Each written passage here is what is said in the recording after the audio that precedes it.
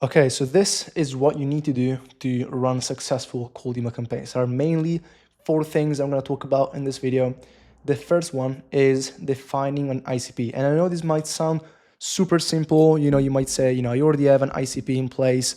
I already know what this is. But actually, most of you guys are using an ICP that's too broad, right? So most people cast a too wide net. Most people go after marketing agencies or e-com brands, and this is what their website says, this is what their LinkedIn page says. All of your marketing is just too broad, right? Or at least for your cold email campaigns, you should pick more specific ICPs. And two main reasons why you should do this. First one is that it's simply more effective, it works better. And second is that you can literally run 10 campaigns at the same time with 10 different ICPs, with potentially 10 different landing pages that you actually redirect your prospects to your average domains to. And so run 10 different campaigns and test 10 different ICPs at the same time. And you don't need to change anything about your website or about your offer or your service, right? So most people cast a too wide net. When you do this, your reply rates suck because your messaging is not relevant. Your messaging is not focused on your specific ICP. It's focused on a very broad ICP like e-com brands. You know what I mean? And so when you do this, your reply rates suck. Your messaging doesn't resonate with your audience because it's too broad, and therefore you don't book any sales calls. That's what happens when you have a broad ICP. So what you should do instead is define an ICP that's very specific based on firmographics, so industry, company size, location, and technographics as well. This is a bonus. So for example, tools that I use, for example, Google Ads agencies instead of marketing agencies, or e-com brands with 10K plus monthly visits and Klaviyo installed, right? So these are more specific ICPs. If you run a campaign targeting those ICPs with messaging that's more relevant to them instead of and compared to these ICPs with messaging that's broad, the specific campaign is going to work better. So you need to create a more specific ICP. When you do this, your messaging is more targeted, more relevant, and then you continuously refine your ICP based on who actually converts, who actually is interested, who gets or who becomes a client, and who you actually like to work with. Like, let's say you target marketing agencies, you onboard, Google Ads agency, a Facebook Ads agency, an email marketing agency. You like to work with an email marketing agency. Cool. Then you're going to change your ICP to email marketing agencies. You're just going to onboard email marketing agencies because you like working with them, right? So this is why defining an ICP is super important.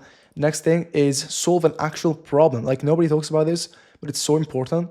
You need to solve a problem when you are running cold email campaigns because you are coming as cold. Your prospects didn't wait, like we're not waiting for your email. And so you are basically an unsolicited person in their inbox, right? So to get their attention and to have them respond with interest and potentially book a call and potentially close as a client, you need to do some special stuff, right? So you need to solve a problem. Most people don't do this, right? Prospects don't care about what you do. They care about how you can solve their problems, right? Otherwise, they don't care about the awards that you've won, all your services, all the features of your services. They don't care, right? They care about their problems and how to solve their problems. So when you don't solve a problem, your offer is seen as a commodity and is ignored because you're not solving anything that's valuable to anyone, right? You get zero interest and booked sales calls because nobody's interested. So when you actually solve a problem, this is how you actually solve a problem. You determining the problem is only possible when you've already defined your ICP before. So you obviously need to go through this phase first, and then you can go to actually solving a specific problem.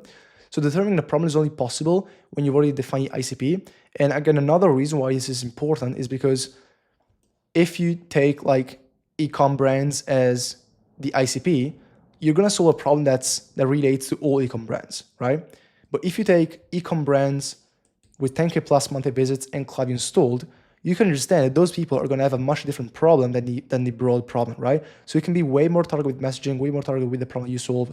So everything is just better. Everything works better. So how you actually solve a problem, how you determine what problem to solve in the first place, you just simply ask the market, right? So do market research, ask your prospects on sales calls, take your clients on a call and ask them, why did you buy from me? What was your problem before? What did I solve for you? And you just simply gather market feedback and you basically come up with a problem that is common for most of your ideal clients. So that being said, You define tangible, broad problem you can solve with your service, and then you define 3 to 10 small, more specific problems you can solve. You want to split test them on a campaign to determine the most painful and the one that generates the most interest. This is also another way to determine which is the problem that most people resonate with. You can use the following cold email framework to split test problems. One thing I want to say here is that you want to use this framework for all of the variants that you will test to test the problem, because otherwise if you're changing copy, if you're tweaking the scripts, then it just won't work because you're testing different variables. So whenever you're doing split testing, you want to test one variable at a time. In this case, it's going to be the problem. So use this cold email framework. If you decide to use this, use it for all your variants, right? The next thing is deliverability, right? So needless to say, if you don't have deliverability on point, if you are landing in spam, all of this is defining an SCP is useless. Solving a problem is useless because your prospects do not even see your email, and so everything is useless. Like, you just need to have deliverability right, otherwise nothing will work, right? So how to have high deliverability and land in the primary inbox? You do this, exactly this, right? So as far as infrastructure setup, you don't want to set up more than 2 mailboxes per domain. Obviously, one thing that I forgot here is that you want to use outreach domains. Use outreach domains instead of the company domain, right? I see many people still use their company domain, which is a huge problem, because when you're sending cold emails from your company domain, what happens is that your cold emails, some of your cold emails will get marked as spam.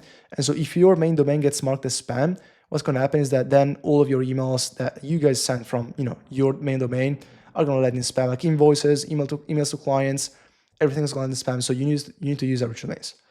Next, no more than 2 mailboxes per domain, not more than 10 domains per admin panel. So you need to set up different admin panels to host 10 domains max. Website forwarding, so you want to set up forwarding on your outreach domains to your website, so that whenever you're emailing someone, they're going to look you up, they're going to basically copy and paste your outreach domain on the web, and they're going to be redirected to your website, your company website, right? This is why you should do this. And then set up MX records, so SPF, DKIM, and DMARC. Honestly, if I have to give you some advice, like, you either do it yourself, but you really have to do this well, because there are many ways that you can get this wrong, and therefore nothing will work. Or you just have it set up by experts, and you don't have to worry about, did I set up correctly the SPF, did I set up correctly, the 10 domains, the 20 inboxes, or the forwarding, right? So honestly, just have it set up by experts. Next, you don't want to use links and images in emails. Well, this is just, otherwise your emails will land in spam. Then you want to validate the lead lists, because otherwise your bounce rate is going to be very high. So you don't want your bounce rate to be high. You want your bounce rate to be lower than 1%. And your bounce rate means, like, whenever you're sending an email to an invalid email address, that's going to result in a bounce. And so, simply just validate the email addresses. Otherwise, your domains and your outreach domains, your sending infrastructure is going to be damaged. Use a tool like mailingverifier.com to validate the email addresses. And then, send text-only emails, no HTML. You want to use a tool like Smartly or Instantly, which allow you to actually send text-only emails without HTML. Next, actually, this is super important. Nobody talks about this, but I feel like this is one of the most important things whenever you have to get deliverability right, is actually sending emails to a relevant audience. And I'll start, from the beginning. Like, deliverability gets worse whenever you get marked as spam, right? So the more you get marked as spam, the worse deliverability is going to be, right? And the more likely your future emails that you send from your sending accounts are going to land in the spam box of your prospects. Therefore, what you want to do is you want to reduce the amount of your emails that get marked as spam. And so the most straightforward way, the easiest way to do this is just sending relevant outreach messages to a relevant audience with a relevant offer, and actually solving a relevant problem. Because guess what? Like, if I receive an email that is completely unrelated to what I do, is completely irrelevant, I'm just going to mark it as spam. But if it's an email that actually solves a problem that is related to me, that I have, or even if I'm not interested, but it's still relevant, I'm not going to mark it as spam. So therefore, you want to aim to have an outreach messaging that is relevant, an outreach approach that is relevant to your prospects. The next thing is, where possible, use 50 to 80% of AI generated copy. That means that 80% or 50% of your email is written by AI. And this is helpful because imagine you send like 10,000 emails that are the exact same script, the exact same email. What Google and Microsoft are going to do, they're going to block your emails, they're going to restrict your accounts because they know that they see that you're sending the same email address, the same email script to everyone, right?